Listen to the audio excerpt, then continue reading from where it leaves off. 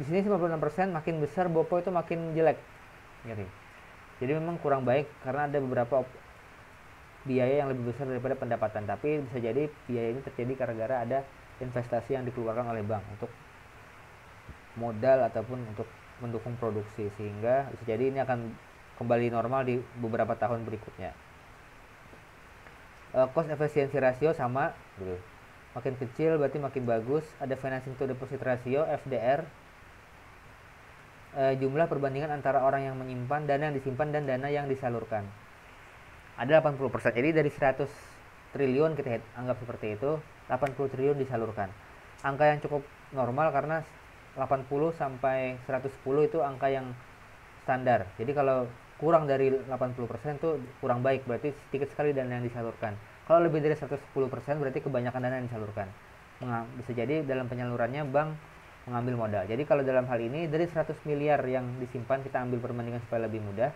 100 triliun yang disimpan oleh dana nasabah, 80% yang disalurkan. Oke. Ada net income margin, menunjukkan berapa sih pendapatan dari setiap pembiayaan yang disalurkan. Itu margin atau keuntungan yang setiap dana yang disalurkan itu ada 5,72%. Ada return on asset.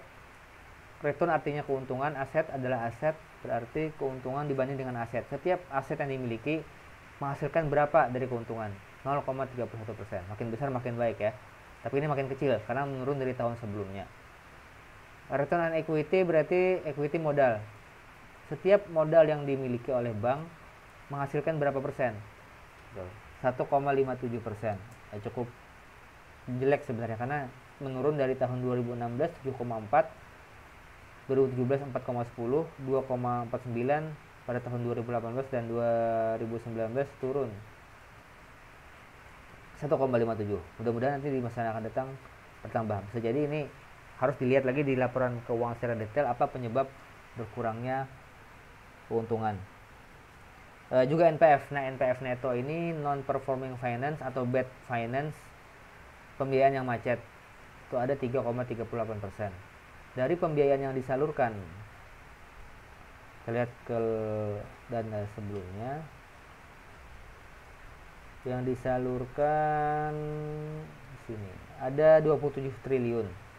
3,3%-nya itu macet. Bad itu berarti macet sejak 180 hari atau 6 bulan ke atas.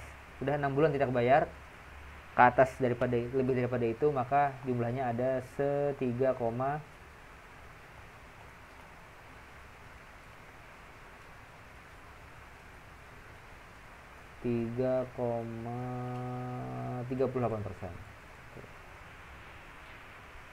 Oke, itu untuk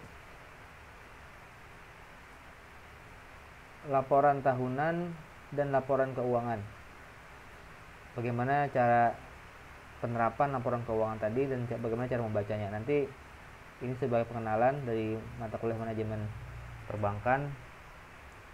Semester depan insya Allah akan ada mata kuliah khusus mengenai analisa ini. Jadi kita akan menganalisa bagaimana neraca, bagaimana cash flow, bagaimana laba rugi. Oke, terima kasih. Assalamualaikum warahmatullahi wabarakatuh.